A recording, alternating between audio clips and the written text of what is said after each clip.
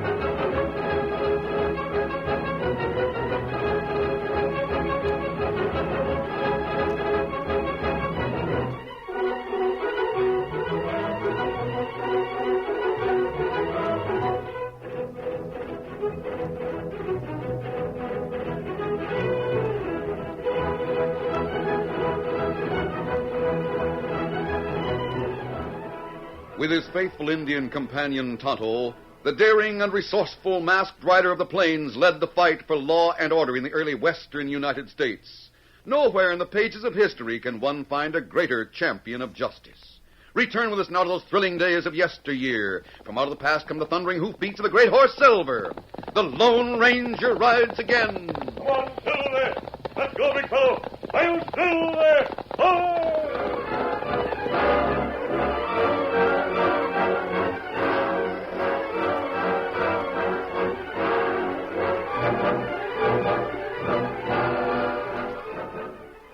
Martha Davis looked up from her kitchen chores as the back door opened and her husband Jed came in. Mother! Oh, heavens to Betsy, Jed. Oh, you startled me almost out of my wits. I didn't even hear you rain up. Oh. Sort of snuck up on you, is that it, Martha? Well, there isn't much you miss around here. It's good to know I can get away with something once in a while. Go along with you, Jed Davis. From the day I married you 30 years ago, I never got to know what to expect next. You're always up to something. Well, seems like I recollect hearing you say that you like surprises, so I just keep on giving them to you. Oh, I brought back a letter from town, Martha. I don't like the way you said that, Jed. Sounds awful suspicious-like to me. Now, see here, Martha. Just what's so suspicious about getting a letter from town? Remember when my sister back east wrote me a letter last year? Reckon I do, but You carried that around with you for a week till I found it in your pocket. And you knew it was important, too. Oh, that? And that other time when our girl Susie was coming home from school in St. Louis, and you All right. I guess you got my number. Well, here's the letter I got in town. Oh, let me see. It says from your old friend John Barry. Who's John Barry? Never heard of him. Well, just go ahead and read the letter, then you'll know. Oh, just like a woman to read the tail end first. Let's see. Dear Jed, it's been 25 years since I made my strike and came back east. I married a wealthy girl, and we had a son, Bert. When his grandmother died, she left the boy a large fortune in his own name. 20 years. Bert's 20 now and a bit out of hand. Thinks money will get him anything. He has me worried, Jed, and I put my foot down, telling him he has to work and make a man of himself. John Barry works hard to get what he has. Oh, stop interrupting. Jed, I'm sending Bert out to you. Put him to work on your ranch as a hand for my sake. I won't give up hoping that Bert will find out that money isn't everything. He will arrive soon after this letter. Regards from your old friend, John Barry. John and I were close friends when we pioneered out this way. I took to ranching and he went prospecting. Found a gold mine to give him a big fortune. Guess if the boy's on his way, there's nothing to do but give him a job here. Well, being born with a silver spoon in his mouth isn't good for a boy, looks like. We'll do what we can with Bert Barry and just hope for the best.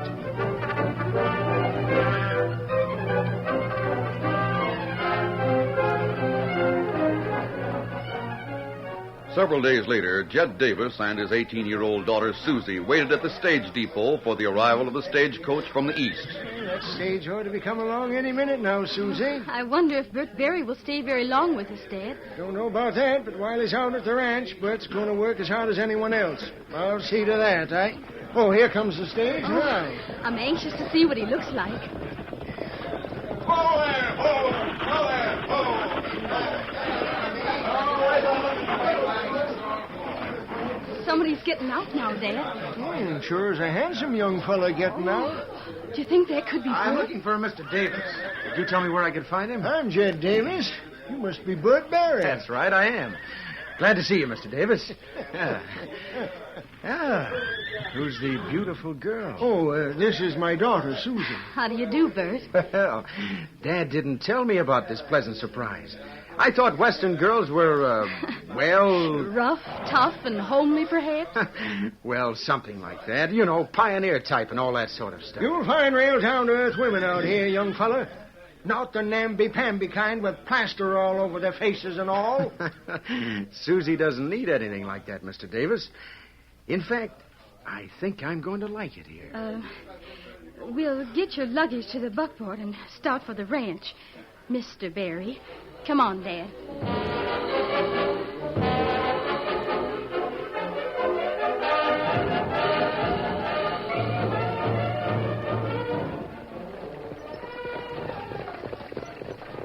On the way back to the ranch with Bert Barry, both Susie and her father soon realized that young Barry was conceited, and he was obsessed with the idea that money would do anything for him.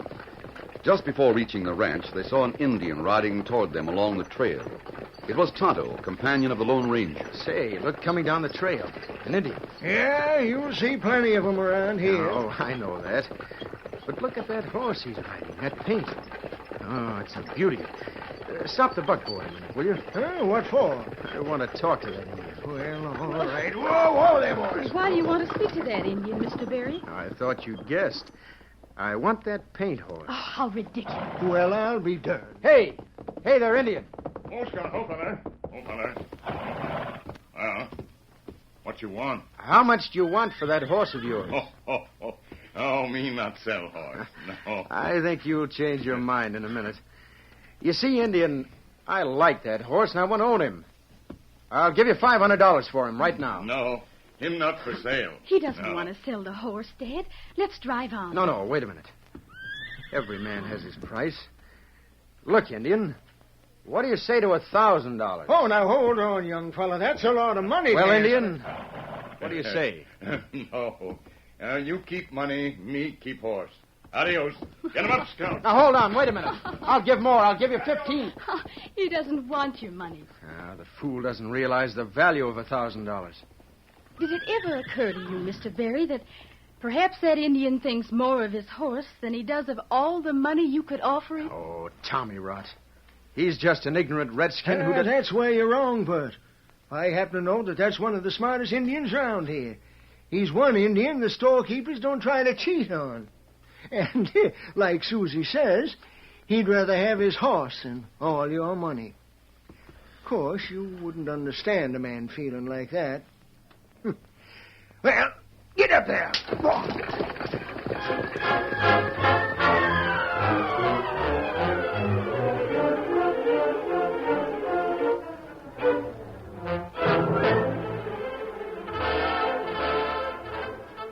As the week wore on, Susie's opinion of Bert Barry dropped to a new low, as one morning she listened to her father discussing Bert with her mother.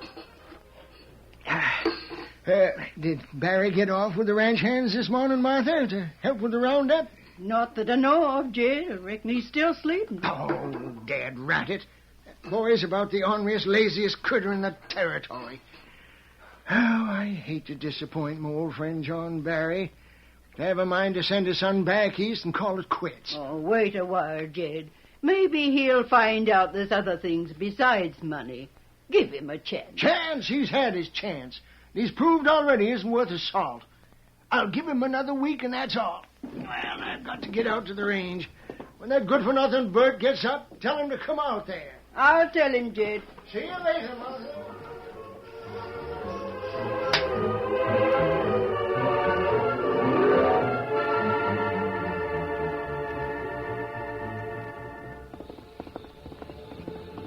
That evening, Tonto returned from town and reined up at the camp where the Lone Ranger was waiting. Oh, Scout, oh, feller. Oh, feller. Oh. What's the news from town, Tonto? Well, farmers from south of here have meeting at bank. Them try to get money to build dam. Bank say no. Those poor farmers are in a bad way, Tonto. Their land is not producing for want of irrigation. That's right. Oh, if a dam were built out there, it'd be the answer to their problem. It would cost a great deal. Kemosabe. Yes? Me see fella who tried to buy Scout other day. Him talking to girl outside bank. There's been a great deal of talk about young Barry. He's staying at the Davis Ranch. Him talking to Davis girl. Me hear him. Oh? Them talking about farmers. She get plenty angry at young feller. What made her so angry? Well, them come out of bank, stand near hitch rack. Me putting supplies in saddlebag. Me hear him talk. I feel terribly sorry for those farmers. They were all willing to mortgage their land to pay for building a dam. But the bank wouldn't do it. How much would it take, Susie? Oh, about $50,000, they say. That's such a lot of money. You know, it might be worth that much to me to make my name known throughout the territory. If I give the money, they'll look on me as sort of a hero or something. Oh. You know, Susie, I think Bert Barry, I've tried to overlook the way you've acted. But what you just said lowers my opinion of you all the way to the bottom. Why? What makes you All say... you think of is what your money will bring you. You're not thinking of helping those farmers. You're thinking only of the publicity you'll get out of it. What's the difference? They'll get the dam, won't they? Yes, that's so, but... Oh, what's the use of trying to talk to you? I'm beginning to dislike you more and more, Bert Barry. Why, I've been hoping to make you like me, Susie. You see, I think it's no use, Bert. Go on in there and act the Good Samaritan. Pat yourself on the back and take the glory. But I want no part of it. I'm going on home. There are some things your money can't buy, Bert Barry. You'll find that out someday. So girl mounted horse and rode out of town. Young feller follow her. I see the girl's point, Tonto. I think, in a way, Barry's trying to impress her. He's been born, like people say, with a silver spoon in his mouth. He has a lot to learn about people. I'm going to think of some way to bring him to his senses.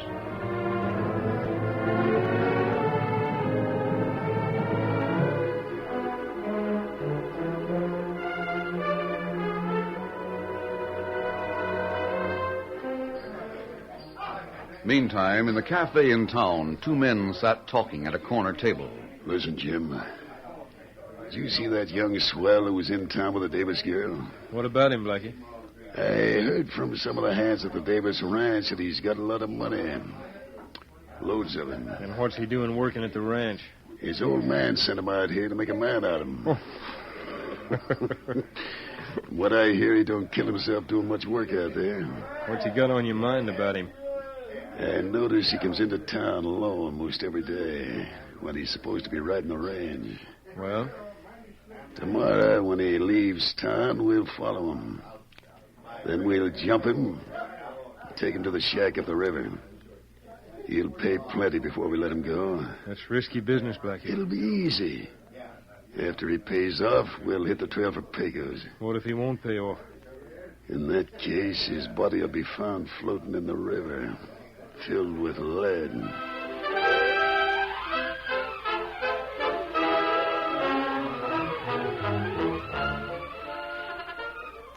The curtain falls on the first act of our Lone Ranger story. Before the next exciting scenes, please permit us to pause for just a few moments.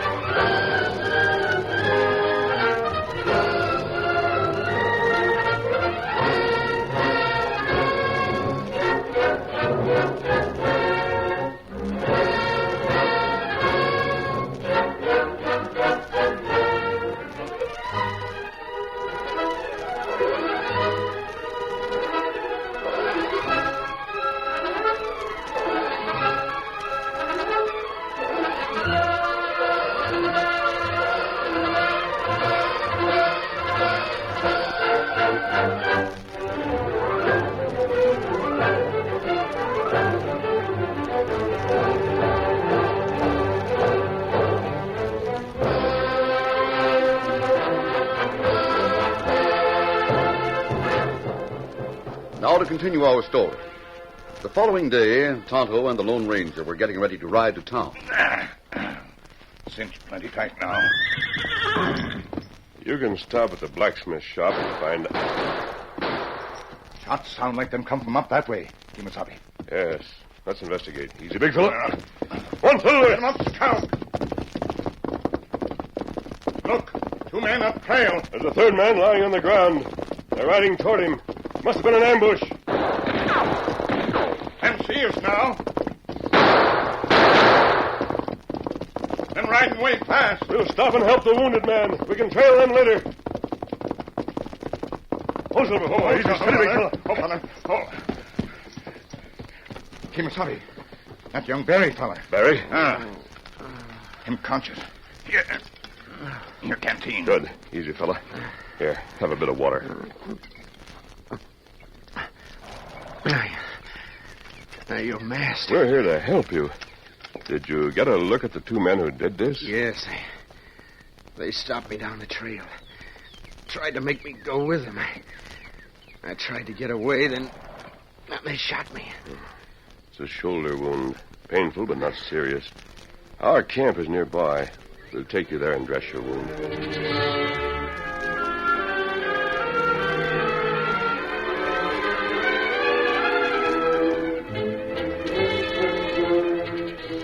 A short time later, in the Lone Ranger's camp, Bert Berry, his shoulder expertly bandaged, lay on a bed of blankets and watched as the Lone Ranger approached with a tin of broth.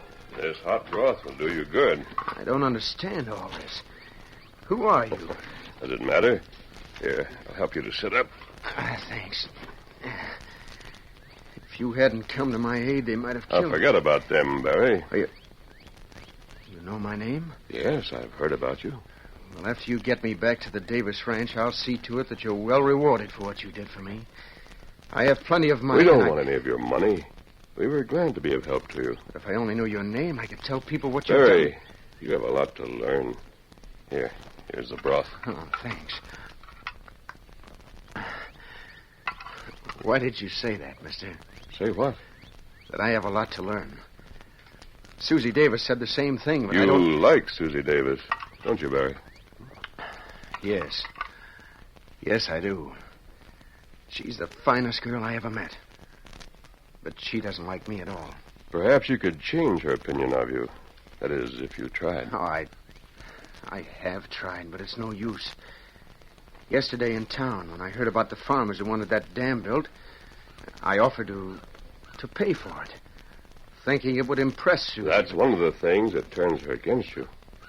What do you mean? Have you ever in your life done anything for anyone without thinking of what it would bring you, or without trying to impress someone? Well, Have you? No. No, I guess I haven't. Just because I'm rich, everybody thinks... Money is only a means to an end, Barry. A means by which those who have it can do good.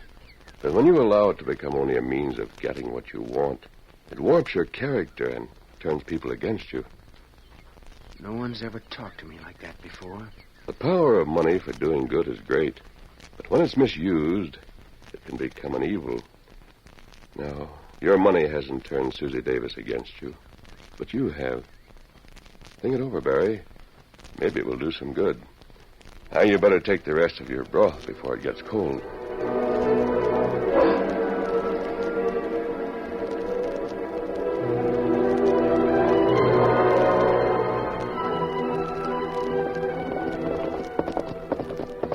Meantime, Blackie and Jim had doubled back and ridden to town.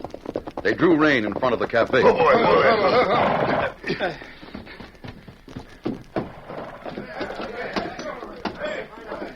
Hey, listen, everybody. Where's the sheriff? Here I am, boys. What's up? Tell him, Blackie. Look, Sheriff. We come up the trail to the west of here. We saw an Alhoot wearing a mask and riding a white stallion. He was with an Indian. Yeah, they held up that young feller who's out at the Davis Ranch. The rich feller. They must have heard about his money. Well, what happened to him? Now, quiet down, everybody. What happened, Blackie? Well, we tried to interfere, but they drove us off. They plugged young Barry and took him away with them. One of you men ride out and tell Jed Davis. The rest of you get to your horses. We go out with Blackie and Jim, have them show where it happened. And we'll trail them outlaws. Let's get going. All right. Come on.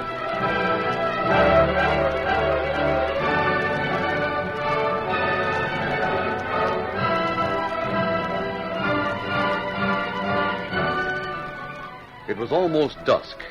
In the Lone Ranger's camp, Bert Barry was sleeping, and the masked man and Tonto were preparing supper.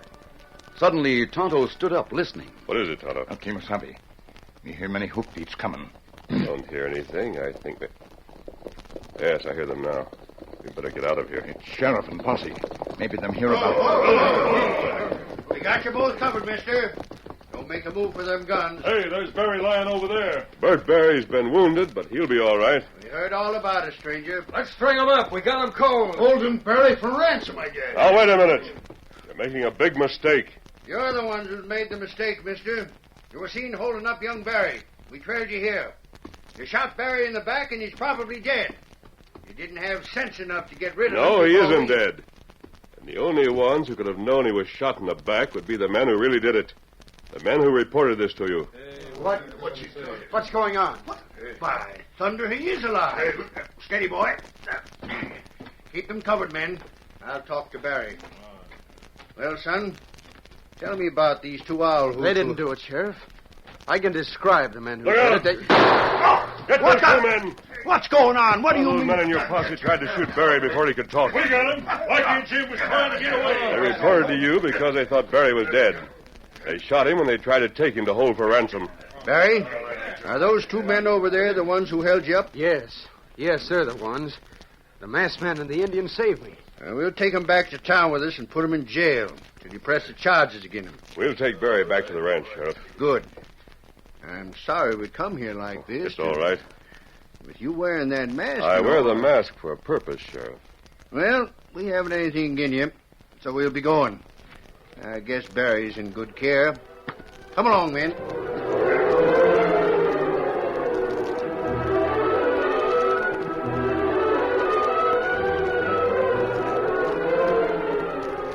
Back at the Davis ranch, Susie, with her mother and father, waited to hear from the posse. Soon they heard hoofs stopping outside. Oh, someone's coming now. Dad, I hope We'll that soon know what's what, Susie. I didn't know this would affect you so much. Now, Jed, there's lots that a man can't understand. Go open the door.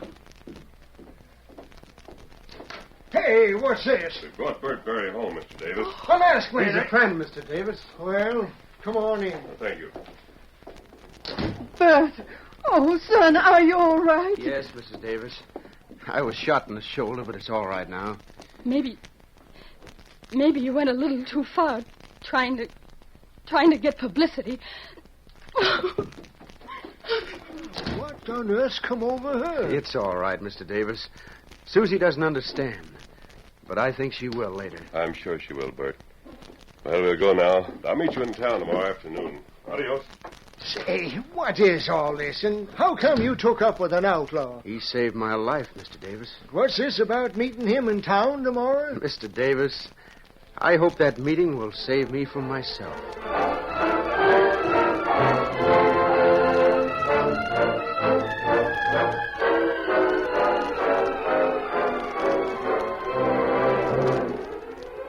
It was the following evening when Susie Davis answered a knock on the door.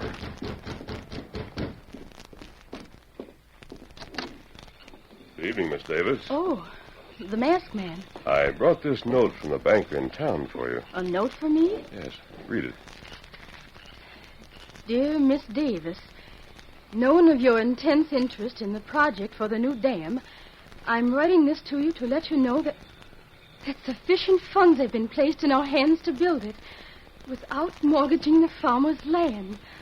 The donor of the money wishes to remain anonymous. The project will get underway at once. Sincerely, John Warren, President Stockton Bank. I take it it's good news? Oh, it's wonderful. I've tried for a long time to help those farmers raise the money, but, it seemed almost hopeless. Who is it, I wonder, that's doing this wonderful thing for them? A person who has found himself, Miss Davis. Oh, by the way, Bert Barry is waiting outside. Shall I tell him to come in now? Bert? Where? Bert? Oh, it doesn't seem possible. Oh, please tell Bert to come in. He'll be right in. Adios, Miss Davis, and lots of happiness. Bert. He's the one who did it. Susie. Come in, Bert. this note from the bank... It was someone who wanted to help the farmer, Susie. He doesn't want to be known. Well, then I won't try to guess. But... Well, Susie? Well, Bert, you seem different somehow. I don't know what it is, but... I found a friend, Susie. A real friend. Who showed me the value of self-respect. I've heard people remark that I was born with a silver spoon in my mouth and acted it. But from now on, I'll make them forget it. Oh, I'm glad. Very glad. I want you to help me make them forget it, Susie. Oh. I'll need you to remind me now and then about my mass friend if I start slipping. Oh, Bert. From now on, he's my friend, too. Our friend, Susie. Always. Bert, who is it we owe so much to, and why does he wear that mask? He wears the mask so that he can do good for others without being known. You see, he's only known as the Lone Ranger.